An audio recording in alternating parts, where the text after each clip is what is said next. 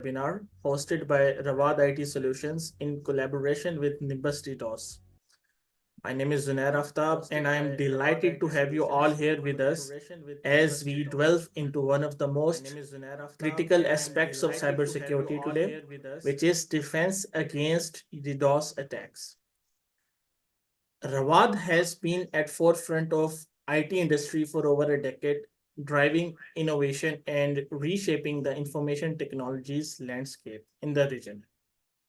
With its comprehensive IT 360 business model, we have our presence on ground in Jeddah, Riyadh, and Dammam, and we are committed to bring cutting-edge solutions to the clients. We have two remote support centers having experts from Pakistan and India, which strengthens our global expertise and capability. As far services are concerned, what Rawad offers is cybersecurity, networking, cloud solutions, vulnerability scanning and penetration testing, backup and recovery solutions, security management, data center management, endpoint security, IP telephony, email security, network security. And as for all these services are concerned, we offer annual maintenance contracts for these services as well. Well, Rawad applies business intelligence that was accumulated over the past years and make decisions that positively impact stakeholders and the broader industry. Today, I'm thrilled to present Nimbus DDoS, leaders in performing live DDoS attacks. This webinar will feature an exciting simulation of a DDoS attack, providing you with a first-hand experience of how these attacks unfold. More importantly, we will discuss effective strategies and best practices to defend against such attacks, ensuring the security and resilience of your digital infrastructure. We are confident that this session will be highly informative and beneficial for all of you guys, and it will be equipping you with the knowledge and tools to safeguard your organization against potential threats. Once again, thank you for joining us. And without further ado, let's get started with our Nimbus DDoS webinar. Now, I will be requesting the CEO of Nimbus DDoS, Mr. Andy Shoemaker, to drive the webinar further. Over to you, Andy. All right, thank you. Thank you very much. Let me just turn my screen share on. One moment, please. All right, there we go. Yeah, so thank you. Great to meet everyone. Thank you for taking your time today to attend the webinar. I know that we have a bunch of people in the Zoom call as well as some people on the live stream. So, very excited to be here presenting for the audience. As far as our agenda goes today, I just wanted to quickly give a personal introduction on myself. But then the big focus, as was mentioned a moment ago, will be the live attack, and then also an introduction to DDoS attacks, just to really give everyone sort of a base foundation on what DDoS attacks are and some of the motivations of attackers and attack types and so forth. So without further ado, let me just kind of dive in. Just as far as a quick introduction of myself, as was mentioned, I am the CEO and technical founder of NimbusDDOS. We're a niche cybersecurity company based in Boston in the United States. So yes, it's very early for me this morning, but I'm excited to be here, and I'm drinking a lot of coffee to keep things going. But my own personal experience with DDoS attacks actually goes back over 2 decades.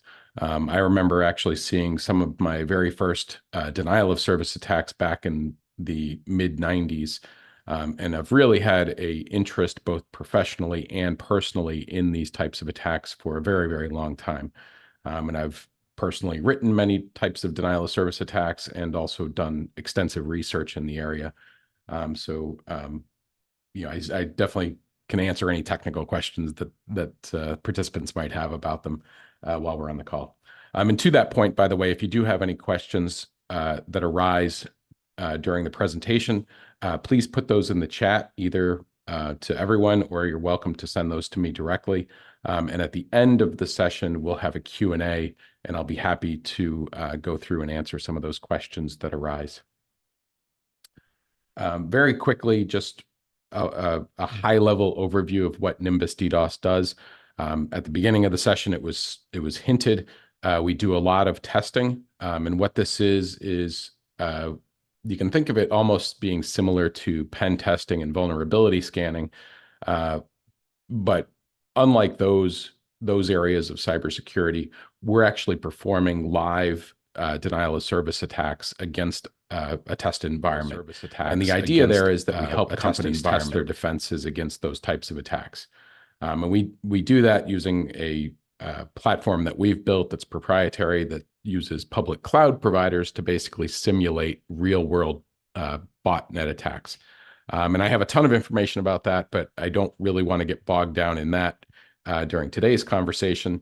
But if anyone does have any questions about that, certainly reach out to the Rawad team or myself, and I'll be happy to talk about that. Some of the other areas that we focus on is also risk assessments related to denial of service attacks. And then we also do a lot of training. In fact, some of the material that's being presented today comes from our training seminars. We actually have course materials that are extensive, from very basic training, which is what portions of today's presentation are from, as well as very advanced, highly detailed training sessions. So let me just dive right in. I know that there's a mixture of people with different backgrounds and experience on this call. So I want to start with just a very basic foundation on what denial of service attacks are. We frequently talk about DDoS attacks, distributed denial of service. What is that? At the heart of that, it's any cybersecurity attack that prevents a legitimate user from accessing an internet resource. And that's really the heart of it, is that you're basically taking something that would normally be accessible and just making it not accessible. People have a lot of views of what a denial of service attack is. A lot of times they think of it as overwhelming a website with a lot of junk traffic, sending a huge amount of network traffic. It does include those types of attacks, but there's also more nuanced attacks that can be very, very sneaky, basically. But the important part is that it's basically removing access to those resources. Now, within the cybersecurity framework, a common way of representing cybersecurity is what they call the CIA triad, which is the confidentiality, integrity, and then availability areas of cybersecurity. When people think of cybersecurity, they most often think of the confidentiality component of cybersecurity. And that's areas where you typically have things like firewalls protecting data, you have encryption protecting data, you have authentication systems making sure that only the right people can access the data. You have all these different services that are built around that. And people spend obviously a huge amount of time and effort in that area of cybersecurity. But what they often forget about is the availability of data. And that's where denial of service fits in. Denial of service attacks are basically specifically designed to make it so that you can't get to your data. And people spend a fair amount of effort trying to make their data highly available, whether it's with redundant servers and redundant network connections. But the area that's often overlooked is that an attacker can launch a denial of service attack that can basically make all of that inaccessible. So, when you think of denial of service, again, it's this availability area of cybersecurity that we're focusing on. There's a little bit of crossover into the confidentiality area, but we'll talk about that later. But it's a minor area. Going back to the distributed part of distributed denial of service, all that is basically using a large number of attack nodes to basically launch the attack. Back in the early days of denial of service attacks, literally the way those worked back in the late 90s, 2000s, was that somebody with a really large internet connection could basically launch an attack and overwhelm somebody running a web server. These days, because of the resilience of networks and connections, it's usually easier for an attacker to basically launch their attack from multiple endpoints, and that's the distributed nature. So it'll be resources that are scattered throughout the globe that are attacking web servers and network connections. But again, going back to what I said earlier, denial of service is the important part. The distributed part is just that they're using a lot of resources to do the attack. So why do denial of service attacks work? As I mentioned before, many people think of denial of service attacks as just filling up the network connection to overload, a site. So let's say that you have an internet connection to your office. It's a 10 gigabit connection. Well, if I try to send 20 gigabits of traffic down that network connection, it's going to saturate that circuit and overwhelm it, and you're going to have high levels of packet loss. That's one type of denial of service attack. The reality is that an attacker can target any component in the application delivery stack. So with a typical web server, you might have, at the edge, you might have a router. Then behind the router, you have a firewall. Then there might be a load balancer, and then you might have web servers behind the load balancer. The fact is that an attacker can target any of those resources to basically take those web servers offline. So they may target the network. They might fill up the network connection and cause packet loss, or they might cause the firewall to go offline. Maybe they'll overwhelm the firewall with too many sessions, or exhaust the memory on the firewall. Or maybe they'll do something similar to the load balancer. The point is that for you to get from the internet to the web servers, all of those pieces have to work. And for an attacker, all they have to do is make one of those items not work, and everything just falls apart. And even if you have multiple firewalls or multiple load balancers, all they need to do is basically take some of those critical items offline. And so it can be a network attack, but it can also be exhausting CPU, exhausting memory, exhausting disk space, really anything that is critical in that pipeline. Let's sort of switch gears a little bit and talk about the business impact of denial of service attacks. So I have some technical information to show, but I really want to circle back around and talk a little bit about how these affect different businesses. The most obvious impact is the direct financial loss of an attack. So depending on what your business is, let's say it's a financial services company, or maybe it's an e-commerce company or some sort of online media company. Usually, if your web presence is offline, you're losing money because of that. In often cases, that's a direct financial loss. So as an example, many years ago, back before I founded NimbusDDOS, I worked for the travel site TripAdvisor.com, which some of you may remember, but it was basically a travel site where people could look at reviews of hotels and so forth.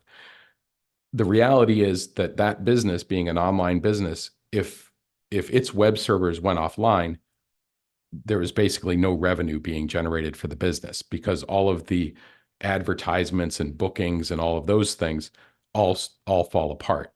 The same thing applies to e-commerce sites and other media sites. Really just about any internet-based business.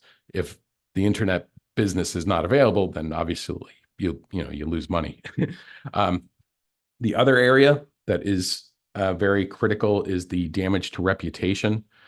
This is especially true for companies that are in the financial services sector. So many of our customers are banks and other financial service companies. If they go offline, it creates doubt and concern from their customer base, because then their customers start to wonder whether their money is safe and whether there's hackers, causing problems for them. So there's a huge reputation damage associated with that. And of course, that damage to reputation long term costs the business a lot of money as well. Another area is just the lost productivity during a denial of service attack. So, as an example, well, when a company experiences an attack, because it's such a large impact to the environment where everything starts going offline and becoming inaccessible, what ends up happening is IT organizations end up focusing all of their effort and their time on dealing with that one issue. And what ends up happening is you basically have this loss of productivity where all of your IT resources are so focused on the cybersecurity threat that everything else has to be put on hold. So a long-term denial of service attack that lasts for weeks or even months, a large campaign, that can make it so that pretty much every IT resource in the company gets exhausted, and you end up being sidetracked on all of your projects and having to put all of those things on hold. And then the last two items that are business impacts, these are less common, but they're becoming, I would say, more common as the years go on. One is concealing data theft. So sometimes people will use denial of service attacks to masquerade the theft of data. Again, because everyone starts focusing on the denial of service attack, a lot of times they won't notice that somebody is stealing the data at the same time. And then the last one, which is very important for banks and financial industry, is the regulatory scrutiny that comes with a denial of service attack. So for instance, I'm based in the United States. If a bank in the US is victim to a denial of service attack, of course, the question always arises from the regulators is, well, what are you doing to prevent this and protect your customers and protect your IT infrastructure? And of course, that creates a lot of headaches for those banks, as you might imagine. And actually, I have a few examples of some of those attacks that have taken place in the past, and some of the areas that those are focused on. But when it comes to the direct financial loss, as I mentioned, it's mainly about things like e-commerce, online media, online advertising, payment networks like credit cards and such. And these attacks can actually be quite large. So some of the larger ones that have taken place are back. One of the examples I have is from 2010, where there was a large-scale attack on credit card payment processors, so Visa, MasterCard, and PayPal. So some of these attacks can be quite large, but also some of them can be very, very small and nuanced as well. I'm going to actually skip by some of this just for sake of time, since I already kind of talked about most of it. Actually, I do want to pause briefly on the regulatory component.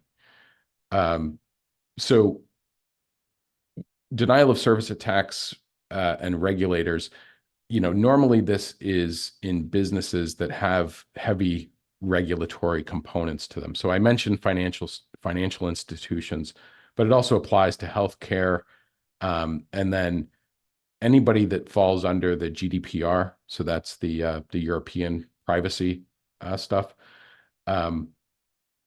People don't realize this, but a lot of regulators are adding components to their regulations that are specific to denial of service attacks.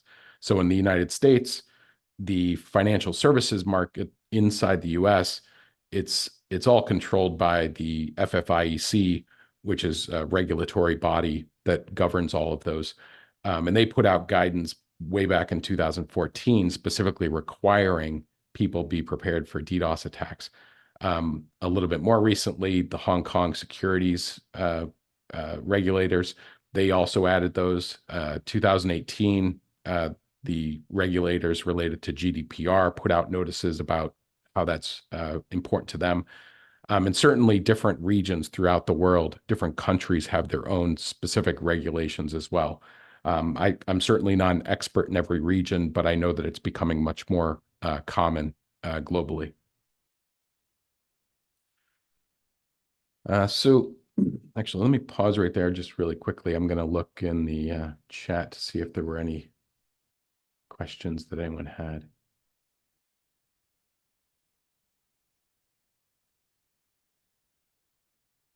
Okay. Actually, some of those I'll get towards the end. Yeah, I'll follow up with some of those at the end because I think it'll make more sense to discuss those then. But anyway, let's talk a little bit about attacker motivations. Aside from the business impact that attacks can have, why is it that these attackers actually do these attacks? The big reason that is, I would say, the most common is extortion.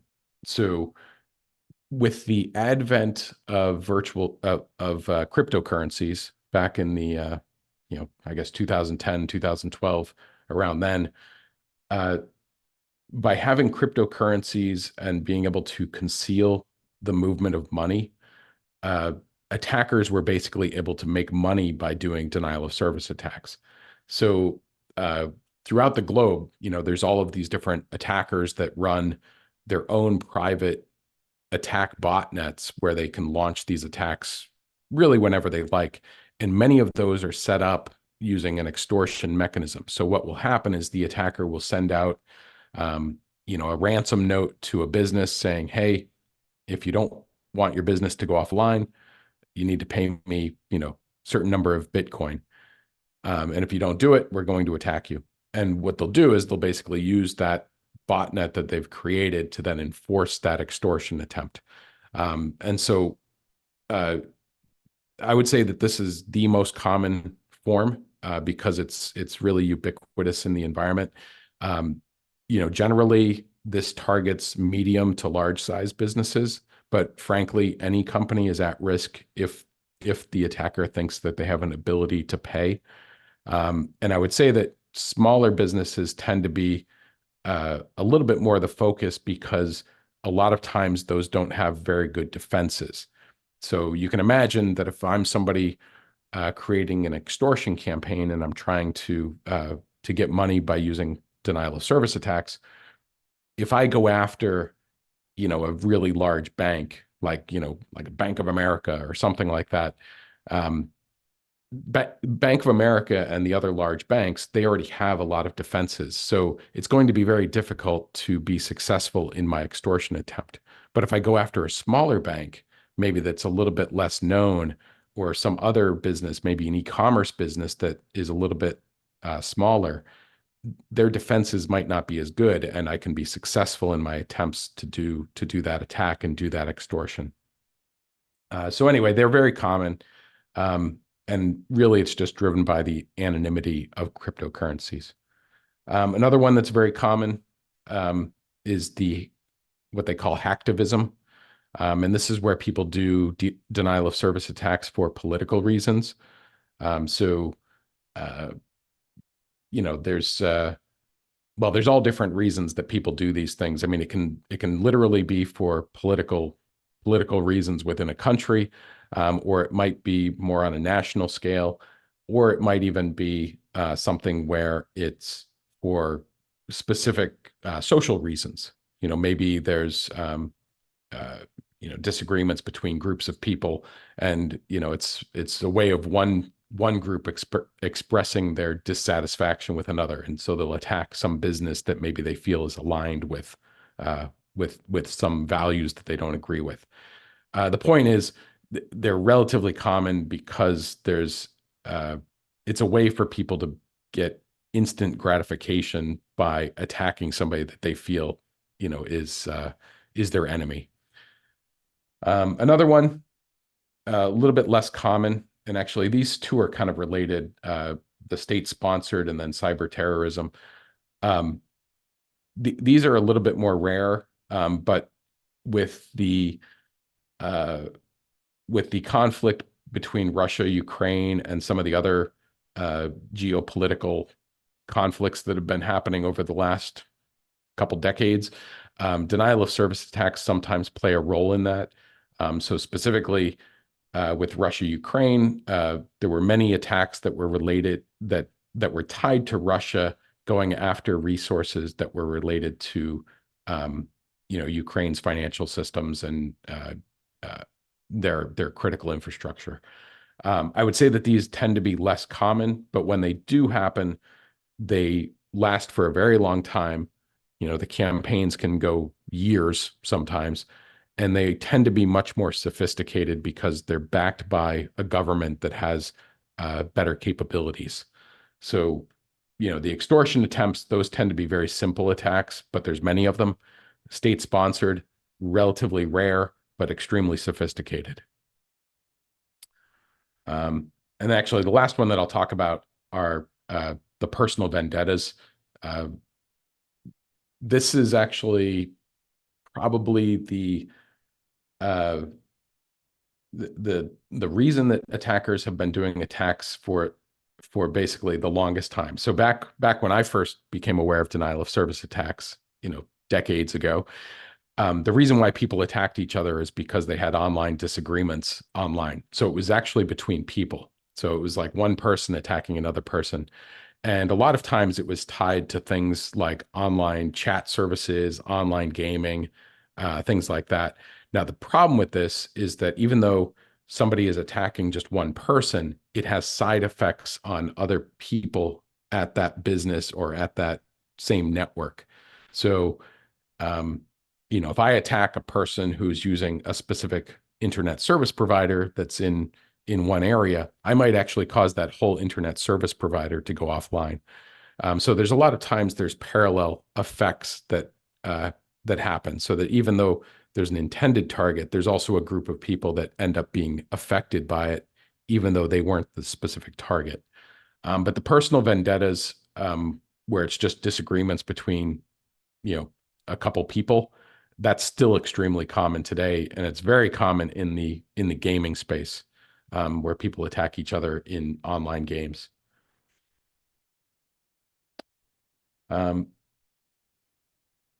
Going into a little bit more technical detail, I mentioned earlier that denial of service attacks take many different forms. The type that I think people are most familiar with is what we call the volumetric or the bandwidth attacks. And conceptually, this is a very simple to understand classification of attack. But it's basically when you're filling up a network circuit. So let's say, in our example here, we have a 1 gigabit circuit to our office. If I send 6 gigabits of traffic, you're going to have extremely high packet loss on that network because it's going to be saturated. And all of these attacks basically boil down to the fact that network capacity is limited in pretty much every environment, that exists. Even cloud, by the way. So people often think about cloud as being this, infinite resource where you have unlimited computing power and unlimited networking. The reality is that even when you use cloud providers like Amazon and Azure and Google, the virtual machines that run inside those clouds, they actually have a specific small amount of network capacity that's allocated to them. So a DDoS attacker can actually still do a volumetric attack against those and overwhelm those services. And there's many different types of attacks that fall under this category. There are literally hundreds of different volumetric attacks. Some of the most common ones are simple UDP floods, tsunami SYN flood, and actually the attack I'm going to be showing today in the live demo, that's actually a volumetric attack as well. But there's literally hundreds of different permutations of volumetric attacks and many different ways to perform those. And the most interesting thing about those is that they must be blocked upstream of the resource that's being impacted. So for instance, this 1 gigabit circuit, if that is being saturated, it doesn't help if you have a firewall, behind that 1 gigabit circuit, because the bottleneck is the connection itself. So you actually have to block the traffic before it comes down that network connection. So that usually means that you have to work with your upstream providers, or you have to use a service that sits in front of your connection that blocks that traffic. The second classification of attacks is what we call protocol attacks.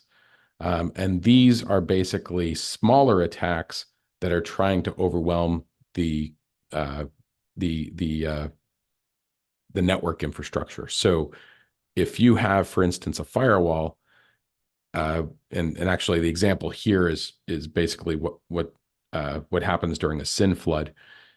So the attack node will basically fill up all the connections on a firewall, and it basically exhausts the memory on the firewall, and it exhausts the CPU on the firewall. And what's happening is we're sending, hundreds of thousands of little tiny packets to that firewall to basically overload that. So if you look at the network pipe, the network capacity is going to be fairly low, but the usage on the firewall or on the load balancer or other network equipment, it's going to be extremely high. So again, it's just another type of variation on an attack. And again, there's hundreds of different types of protocol attacks out there. I've listed just a couple of the most common ones here. So there's, SYN flood, connection floods, SSL negotiation attacks, slow LoRs, but many, many types of attacks in this area as well. And the point is, it's affecting a different area of the network stack.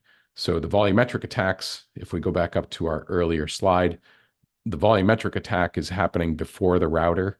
The protocol attacks, those are affecting the router, the firewall, the load balancer. So they affect different areas of the network. And then the last classification of attack is what you call application or layer 7 attacks. And these are attacks that are specifically focused on the web server and the load balancer if you have load balancers in front. And these attacks are performing legitimate requests. So if you're talking about a web server, these are actually performing HTTPS requests, where it'll actually send a request just like a real browser. It's meant to mimic a real browser, and it's meant to make it very difficult to block that traffic. And ideally, it mimics a real user so perfectly that it becomes extremely hard to block that traffic because you don't know the difference between a legitimate user and the attack botnet because they look so similar. And the great thing about these from an attacker's perspective is they're extremely low bandwidth. So you don't need a lot of capacity as an attacker to launch these attacks. They can actually be done with fairly small network resources.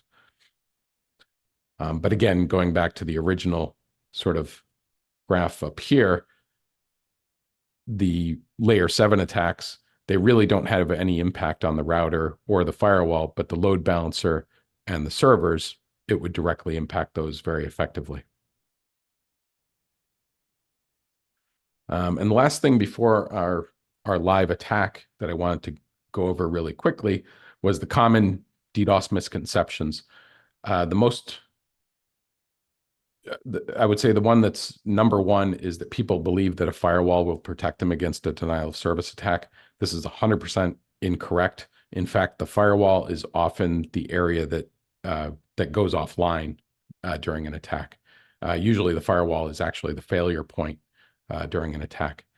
A couple other ones really quickly, since I want to get right into the demo.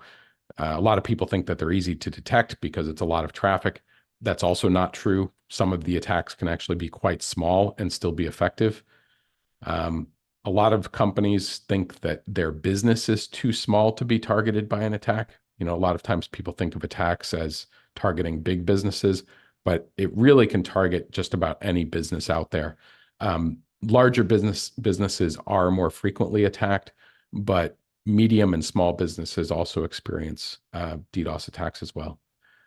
And then the last couple of things, people often think, similar to the firewall piece, they think that penetration testing will help them find DDoS weaknesses. The reality is that pen testing doesn't really focus on DDoS. It's really looking at a different area of cybersecurity. So as we talked about in the beginning of the presentation with the CIA triad, penetration testing is really about the confidentiality area of cybersecurity. And when we talk about DDoS, we're talking about availability of data. So they're looking at two different things and two different focus areas. So let me dive in to our attack. Let me change my share up here a little bit. 1 second. Andy, before we are moving further, can we take any questions if any guests want to ask anything, or we can go ahead? What do you say? Yeah, let me see what we have here real Is there quick. any question mentioned in the chat? Yeah, so somebody had asked, do I operate in the UK? Yes, we do. We actually we do testing for organizations scattered throughout the globe. So basically anywhere. Yes. Let's see, what layer of attack you use to take down a website with good firewall? So a lot of times I will focus on protocol and layer 7 attacks when I go after most network resources, because the firewall tends to actually be the bottleneck, as I mentioned before. And even if the firewall is good, then the layer 7 attack will often sneak through the firewall. I think that's all the questions in the chat so far. But if you do have any other questions, please ask. Let me just share my screen real quick. All right, so I have a few different windows that are going to pop up here. And it's going to be a little bit technical, but I'll try to explain things as we go along, so it doesn't get bogged down in the weeds technically. So what I wanted to show is first we have our test website. So this is a WordPress site. It's basically just a default WordPress component. This server is actually deployed in Amazon Cloud. And you can see that if I refresh the page, it loads very, very quickly. So it's a properly working site. In the green window here, this is basically our target web server. So this is the server that's actually running the WordPress site. So if I look at the log file and I reload our page, you can see that, it fills up with, request information there. If I hit refresh a few times, you can see it just keeps on spitting out log data. So everything looks normal, nothing too surprising there. And if we look at a packet capture, I'll do a TCP dump. And again, I'll just hit the refresh on our browser here. Let me make this window a little smaller. You can see in the background, there's a bunch of activity that pops up on the packet capture showing the traffic. So again, everything looks fairly normal. Everything's good there. Look at Netstat. We can see that there's a bunch of connections that are now closed that were coming from our browser window.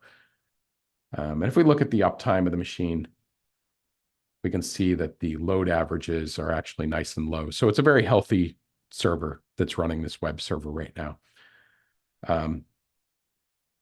Now from my Mac, so the bottom window, the one that's in the white background, this is just my local workstation that I'm doing the webinar from.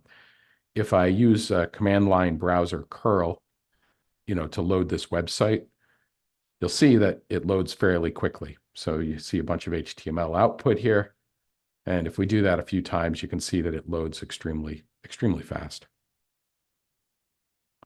And similarly to that, if we run a ping to see what the packet loss is to that target, if we do that, you can see that the ping times are, about 80 milliseconds and 0% packet loss. So, again, a very healthy website, nothing really to be concerned about there. Now, let me go ahead and actually launch our attack. So over here I gotta minimize this window. It's making it hard for me to see. Okay. Well, let me launch my attack real quick. And now if I go back over to my target window, you can see, so right now I'm typing commands, but you can see it's very delayed. Like I already hit enter on that and it's taking a long time for the output to display. So what's going on here? Let's dig into this a little bit. So with our attack running, if I now go back to my web browser and try to load that site, let me refresh that. You can see it just keeps on spinning, like it just never loads. Let me stop that. I'll try it again. I'll hit refresh. Yeah, it just sits there trying to connect. And it's just super, super slow, right? And if I go to that same workstation window that I was looking at before, and I look at the curl, I try to make my connection. Oh, actually, it is slowly responding. It's not completely dead. But it's not working properly. You can see that it still hasn't put out the output. It's starting to, but then it got cut off. Let me cancel that. I'll try it again. Yeah, see, now it's not even connecting. It's really slow doing the handshake. So in general, it's not a very healthy website at this point. And by the way, if you want, you can actually visit that website. It's a public website, so you can actually look at it in your own browser right now, if you like, and see that impact. And then if I do the ping, look at the packet loss, you can see, all of these timeouts, and we have like 75% packet loss now. So very, very high packet loss. And actually, I expect it might even go higher than that. Excuse me. So let's take a look at our target server. And actually, the target server is performing so slowly that I'm going to stop the attack because I can't even look at packet captures on this server because it's not responding anymore. So right now, I'm actually trying to type into the green window, type commands, and it's not even accepting any data. So I'm going to cancel the attacks real quick, just so that the site recovers. So cancel that real quick. See if it comes back. There we go. It came back. So now I can actually type commands. And what I'm going to do is I'm going to restart the attack, but I'm going to run the attack. And actually, now that I've stopped the attack, let me do the ping again. So you can see actually that the site has come back. We're seeing ping responses. We're back down to 0% packet loss. Everything's very rapid again. So what I'm going to do is I'm now going to start the attack back up in a much slower form. Andy, before you start the next attack, could you share the website URL so that audience can also visit Sure. during the attack and see that? Yeah, sure. Absolutely. Yeah, please share the URL in the chat, please.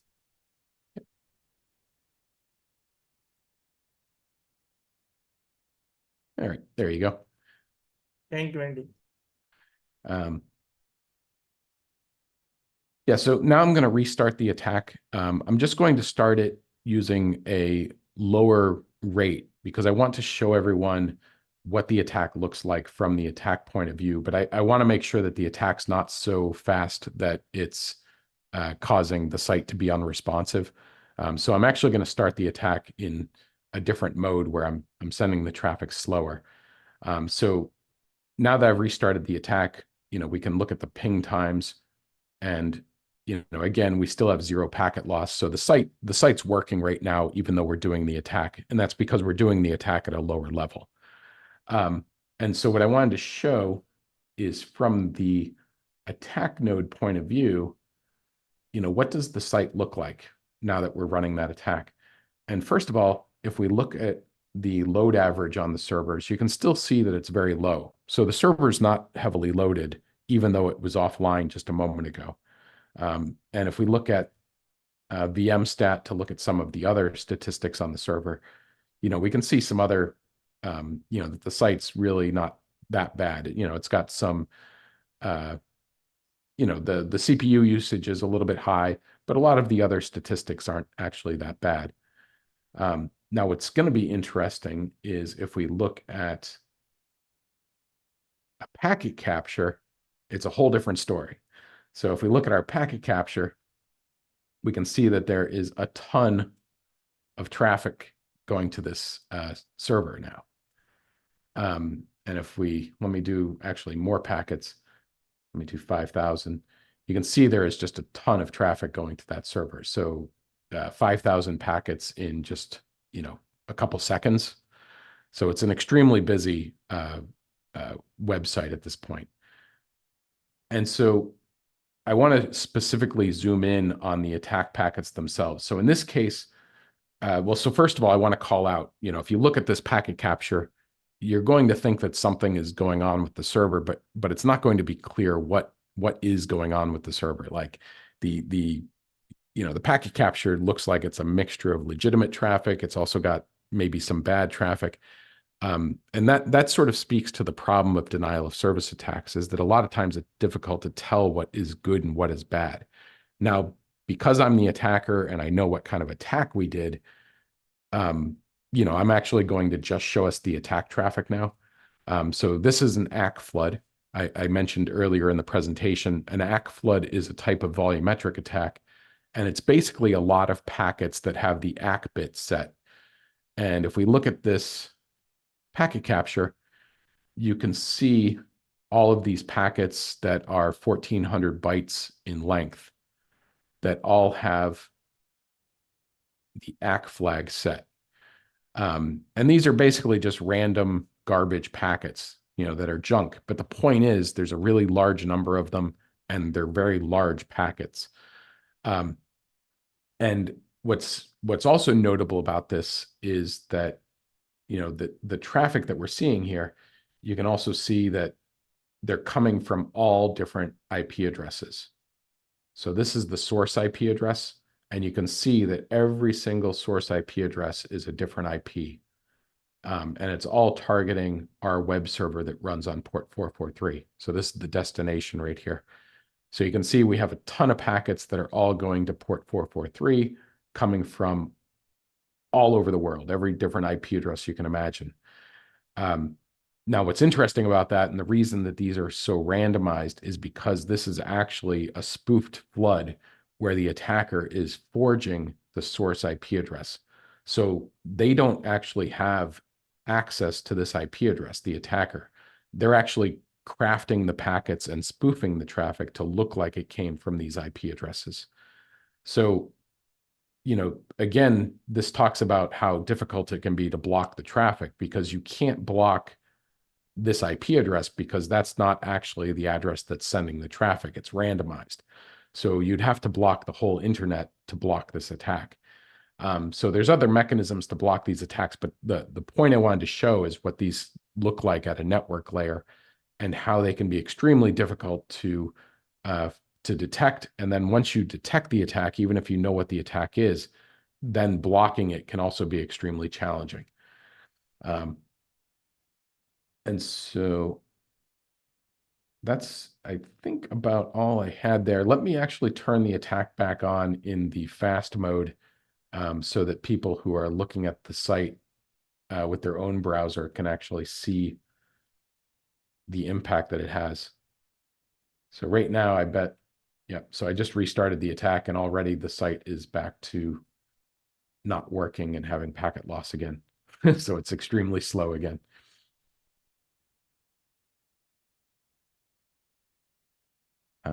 So anyway, I guess I think that's about all for my presentation. Let me go back into the chat and see if there's any questions that have popped up. Okay, so we have, the question was, what tools are used? So within the hacker community, most hackers have sort of built their own botnets that use their own tools that they've either shared amongst other people that are in that community, or they've developed them themselves. In the case of NimbusDDOS, we actually have our own in-house engineering. And when we build our attack platform, that's a proprietary platform that we control, and we reverse engineer attacks that are seen in the wild. So we'll take attacks that hackers are doing, and we'll basically reverse engineer those and create our own tools from those to do that. The problem is there really aren't any tools that do DDoS testing except for for us. And that's actually what we do is we help companies test their defenses by running controlled attacks.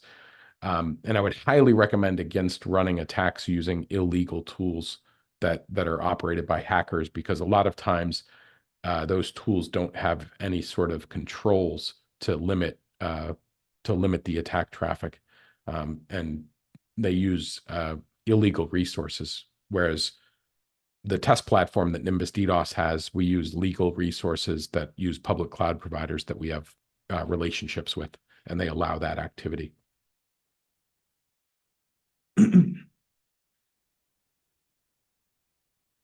As far as preventing attacks, so a question is how to prevent this kind of attack. You mentioned it in the presentation. So for this type of attack, the volumetric attacks, as I mentioned earlier, these attacks have to be blocked upstream. So in the case of this Amazon resource, this type of attack basically needs to be blocked by Amazon in this particular case, because they're the ISP operating it. If you have physical resources at a data center, like if you have your own data center that you operate, volumetric attacks can usually be mitigated by working with your service provider. But then there's also equipment that you can buy that lives inside the data center that can also help with that detection and that blocking. And then there's also cloud scrubbing services that work to also be able to block that traffic before it reaches your network. Let's see. Any other questions? Oh, look at that. That's funny. So my window to my target, I just got disconnected because there was so much packet loss that I lost access to the target server. See how it says disconnect broken pipe? So I basically just lost access to the target because it was so overwhelmed by the attack. And you can see that the packet loss is basically yeah, it's 100% packet loss now. So it's that server is basically completely offline at this point. So anyway, let me actually stop the attack so it comes back.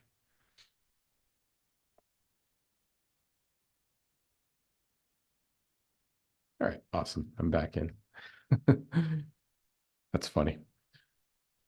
Anyway, let me turn the share off. Actually, let me reshare my slides and just see if there's any other questions.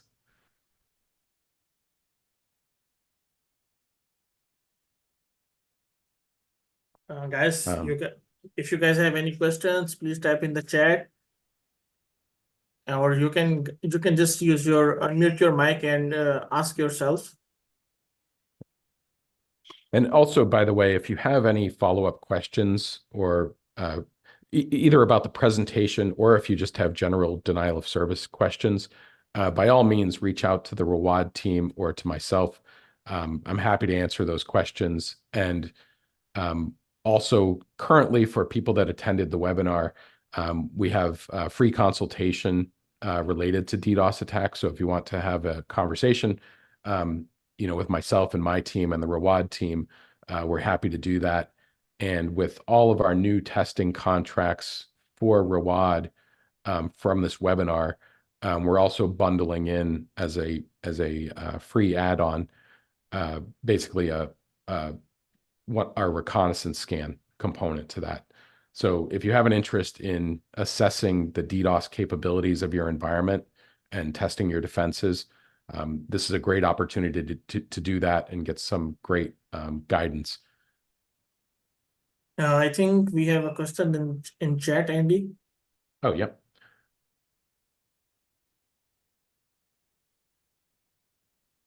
Yeah, so the question is, what is the configuration we need to use in our sites to prevent this, prevent the denial of service attacks?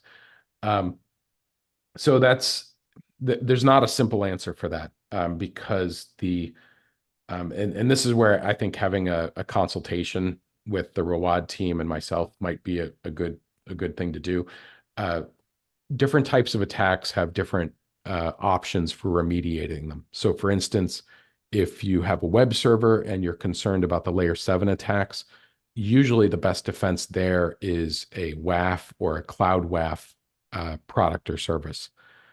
For the network attacks, it's a different type of mitigation that works for those network attacks. And as I mentioned, those tend to be things like, there's on-premise equipment that can help with those. There's certain vendors that operate in that space. And then there's also cloud scrubbing services that help with the networks. Generally, traditional firewalls and traditional network infrastructure like routers, firewalls, load balancers, they really can't do anything against denial of service attacks. You basically have to have, there's bespoke equipment and services that are specifically designed for dealing with denial of service attacks. So if you have a firewall and you're concerned about denial of service attacks, there's nothing you can really do to the firewall that will help with denial of service. There's additional layers of protection that you have to put on top of it. But again, I encourage you to have a conversation with the team if you have that sort of question.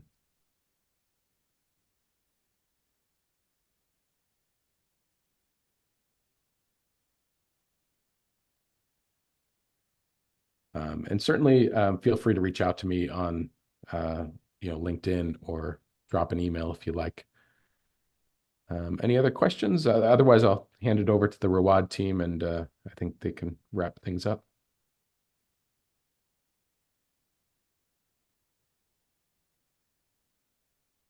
Open the mic, or you can put your questions on the chat.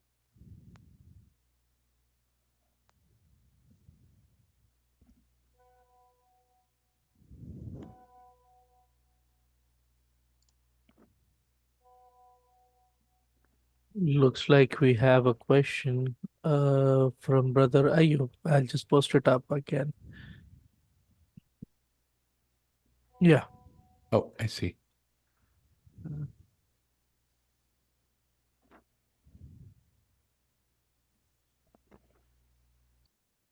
Yeah, so the question is that we're using security firewall and we've applied DDoS.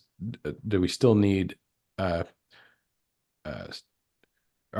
we still at risk? Is that basically the question with the firewall? So many firewalls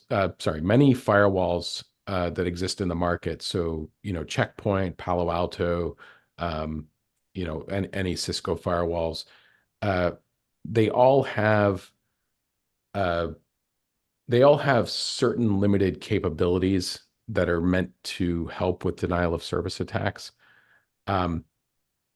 The problem is it's very limited. And in fact,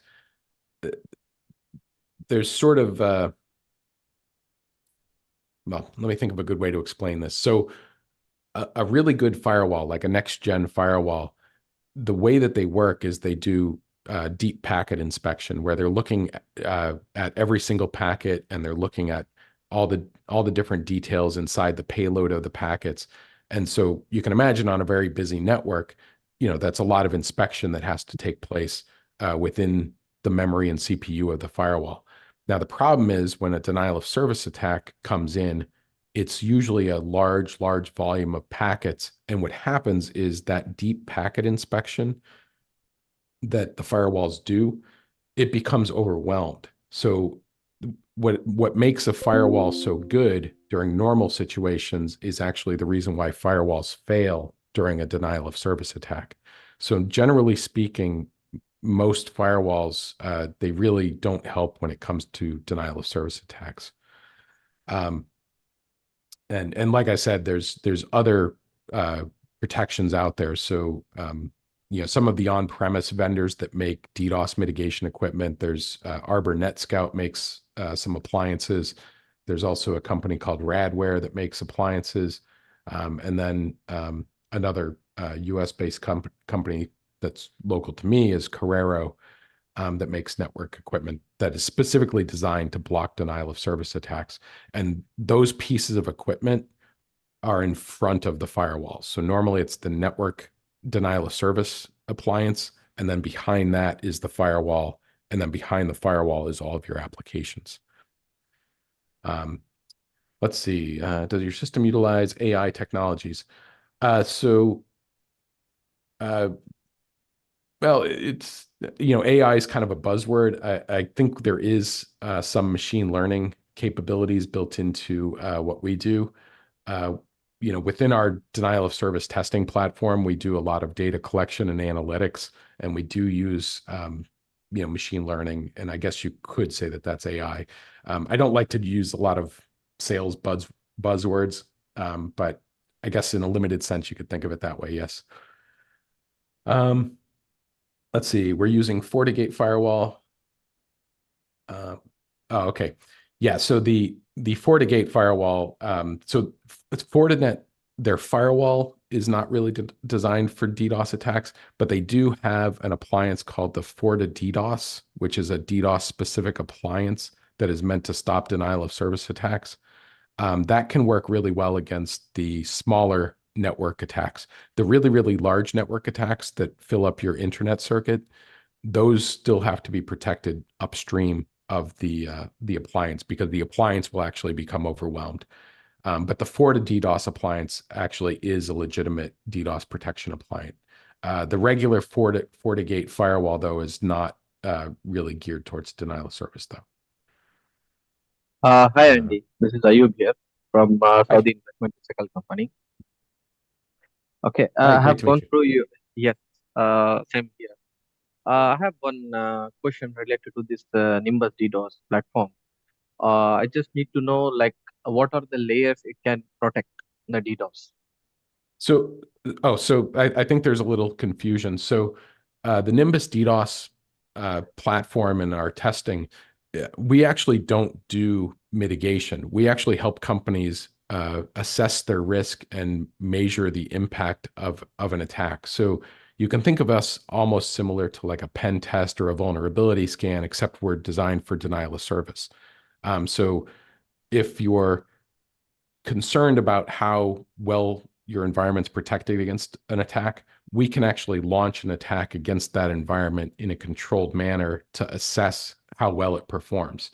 And so if you have some defenses in place that you want to test against an attack, we can actually run those tests and do that in a controlled manner. But we do not actually offer mitigation directly ourselves. We're mainly a testing and helping people come up with good defensive strategies. Yes, I understood your Yeah, that, point. But usually, uh, what we are using right now, we are using next generation firewall, which is high-end model for environment. And Mhm. FortiGate has protecting us since like 2 years. We are receiving on the daily basis multiple DDoS like TCP, UDP, and yes, you'll be sync flood. receiving SIRC sessions. Okay, Yes, so in this, absolutely. we are receiving layer 3 and layer 4 protection from the firewall. Yes. Yeah. So Typically, Ayub, if I sorry, Andy, if I have to answer, yeah, say basically, there are two side of defenses that we are talking about. One is the offensive, one is the defensive side. So what we are doing is in between we are doing the assessment for you. And yes, most of the web does not have DDoS modules in that. They actually try to protect actually at the layer 7, at the layer 3, at the sometimes they try to give you an alert about the DDoS which is happening. Those attacks basically, as Andy was trying to explain, if you have a WAF firewall and then you have a very limited bandwidth, which is actually helping you with the to and fro of your applications data, in that way, WAF does not have the capability to actually, go ahead and mitigate those attacks, because it could be in a form of a bot or zombie bots that are actually spread across jumping the geolocations. So in that case, there are specialized DDoS mechanisms or modules or services that you can buy to stop those kind of attacks. So to mitigate that, most of the firewalls, they don't have a dedicated DDoS protection like you find in a normal firewall that is limited to your internal networks, which are actually happening. But if you talk about any external, then you need to have, if you're talking about streaming or any application that is very critical and it's live, then there are dedicated DDoS services that will help you to mitigate such kind of attacks. Yeah, Again, I would also just add that if you Yeah. actually specifically want some suggestions and recommendations on your specific environment, again, I think myself and the Rawad team would love to have a breakout session to go into some of those details, because I'd be happy to explain in sort of more detail. And if we know more about your infrastructure, I can tailor those suggestions to that infrastructure. So it might be a good follow-up item. Sure, sure. I'll be coordinating for- with our team and Thank you, Ayub. I think we have some question from Dr. Sej Lal, and then we have another question, Andy. Yeah, so the education sector, so it's interesting that you say that. So the question is, we've seen a rise in education sector being attacked. What advice do you have for them? So that's absolutely true. So I'm based in the United States. When COVID started and there was a lot of remote learning and remote education stuff going on, basically denial of service attacks started to become the way that students would try to get out of going to class. So you had, high schools in the United States where they would experience a denial of service attack against the learning system, and that would shut down the classroom. The suggestion I have there, so it's a little bit of a mixture, because a lot of times the online learning components that are used at schools, a lot of times those are outsourced to third parties and certain LMS providers and service providers that are specific to the online training courses. In many cases, the only option that you have for protecting against those is cloud WAF providers. So this would be there's a large number of them out there in the marketplace, but the most well-known ones are probably Akamai and Cloudflare. But there's many different cloud WAF providers out there that offer that type of service.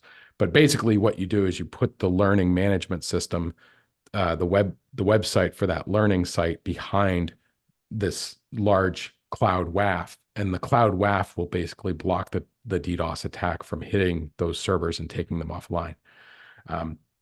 But yes, it can be a challenge, and there is an uptick, absolutely, that came about in the wake of COVID. I think we have one more question from Hamid Khan regarding hardware firewall. Oh yeah, I see it there. Can hardware-based firewall protect our services from DDoS, or sometimes it can also compromise? So the hardware firewalls, as I mentioned, the next generation firewalls, generally they can only protect you against very small denial of service attacks. The larger attacks, because of the deep packet inspection that most firewalls perform, if the attack is above a certain size, usually it will cause the firewall to run out of resources, and then the firewall will actually crash because of the denial of service attack. And so that's why normally people put defenses before the firewall to protect that, because the firewall tends to be the weak point in the infrastructure. As an example, SYN floods. A small SYN flood, a firewall can absolutely block a small SYN flood. But a larger SYN flood, where you're seeing millions of packets per second, the firewall will just fall over. By the way, gentlemen, if you are thinking to look into a direction where you need to have a mitigation mechanism, we do also offer that specifically to DDoS. And if you're interested, you can get in touch with the Rawad team.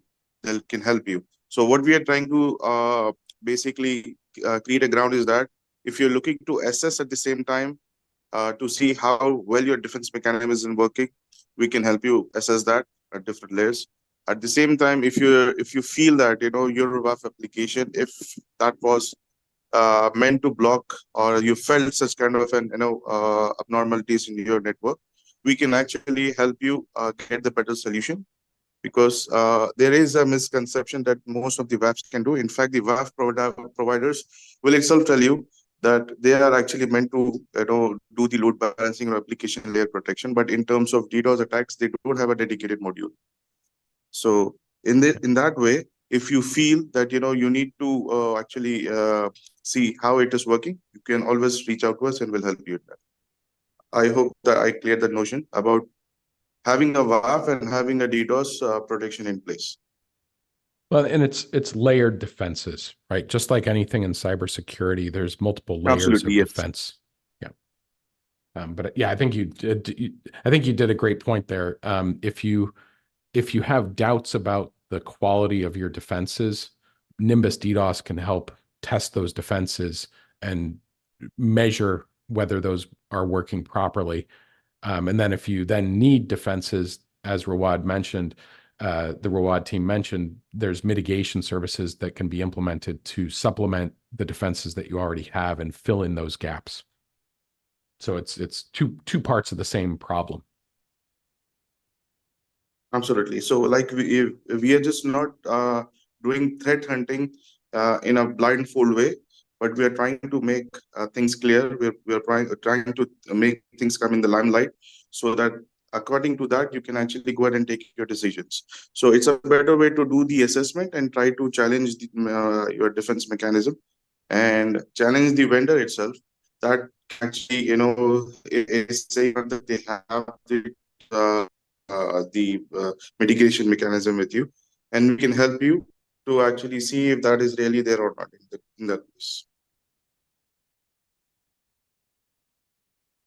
And again, if you have any questions after the seminar, after this webinar, one-to-one, as Andy said, we can have a conversation. We can discuss the likelihoods of what we can do. If you have to share, we can actually do that on a one-on-one basis. And I believe from our side, if you have any further questions, we can actually continue, or else it was a really good time with you, gentlemen, having a very lovely cloud. And I know you have many questions. So I know maybe one-to-one we can actually have it cleared. So let us know, or else we can actually call it a day. Andy, over to you.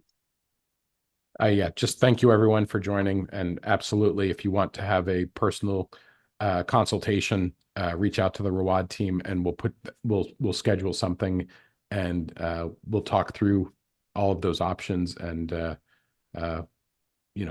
I can impart some of my DDoS wisdom to the team and hopefully, we can kind of go from there. But hopefully this was insightful and informative. But thank you all.